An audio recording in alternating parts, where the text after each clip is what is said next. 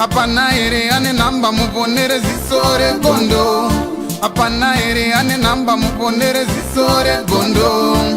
Pane masele bagabuda offside nezuro. Pane masele bagabuda offside nezuro. Eti no inau. Peshona kwete chindau.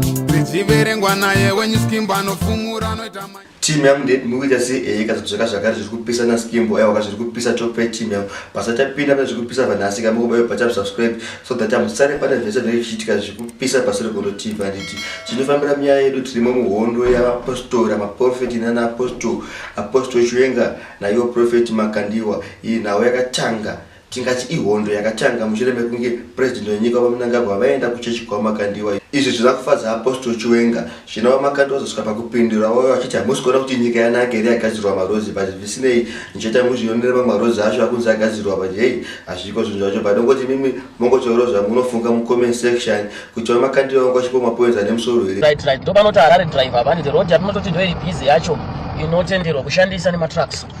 This is a Harare drive, one of our busiest roads in Harare. Inoconnecta Mutare, inoconnecta Nyamapanda, inoconnecta Zimbabwe, South Africa, going to Zambia. But hey, matuna open up. Matuna, don't go to Kunyazo, when you're road so akomba utongoshara wakabata maramba kuno. As putting the Rajko up, Pavarungo charger, kuti vatinosenzera. Vakuti charger kuti mimi mukura ya moja zedu. But toita use, can lift motor is some home guys. Aiwa kunodiwa tuona hapa maroads hapa, especially maroads ari busy. Anoshandiswa nema trucks. Anobhadharawo duty, anobhadharawo kupona wao vanotenga maroad access, vanobhadhara matolls, vanotenga CPG. Kuti vafambe muroad dzakanaka. Vasatize nemari yenyika vachienda kuna Botswana. Are you telling me that in this country we still have people at the age of voting who do not understand the importance of connections road-wise? Honestly, you can hear a mature person, all breasts out, fully grown, nothing else is coming out, is fully, he tells, do you think we can eat roads?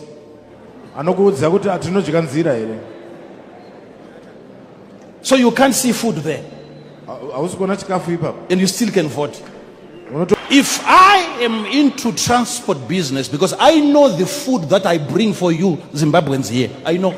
So it matters to me how fast the food arrives. But then if a person who doesn't own anything except a YouTube account,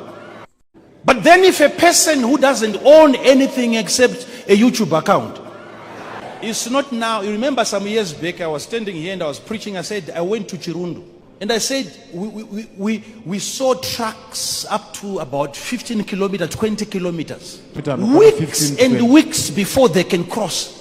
You expect me not to be happy? I know. I've been driving for how many years? Now my daughter can drive.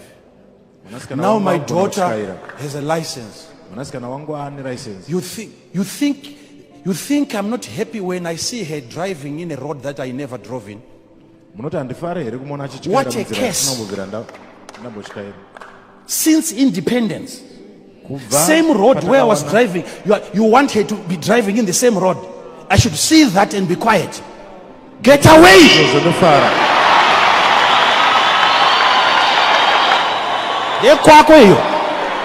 I want my son to taste what I never tasted. Are you forgetting that these roads? Are you forgetting my roads ever since your independence? Apana ere ane namba muponere zisore gondo. Apana ere ane namba muponere zisore gondo.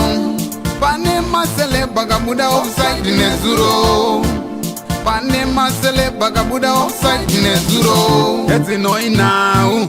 Peshona kwete chindau. Zichiverengwa naye when you skimba no fumura no itama.